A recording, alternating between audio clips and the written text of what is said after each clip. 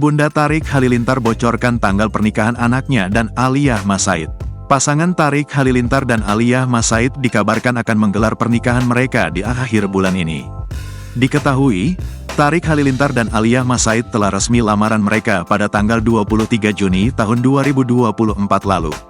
Hal itu terungkap dari pernyataan Lenggo Geni Faruk atau Geni Faruk mengatakan waktu pasti pernikahan Tarik Halilintar dan Aliyah Mas Said. Iya, insya Allah, menikah akhir Juli, ujar Lenggo Geni Faruk, dikutip dari laman grid.id, Rabu, tanggal 10 September tahun 2024. Saat ditanya soal detail pernikahan Tarik dan Aliyah, ibu 11 anak itu memilih bungkam. Soal acara katanya Umi nggak boleh spoiler, kata ibu 11 anak ini.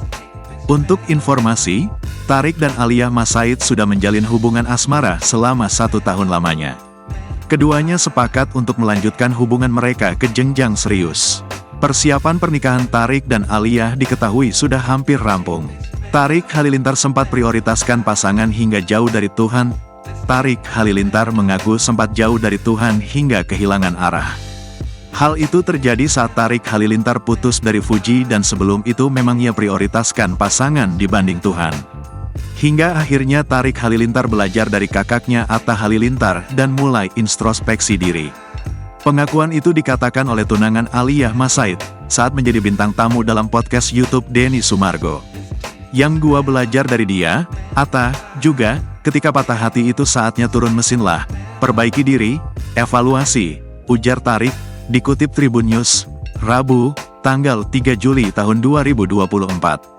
Disinggung mengenai momen terpuruk setelah putus, pria berusia 25 tahun ini meminta warganet untuk tak mengaitkan dirinya dengan masa lalunya.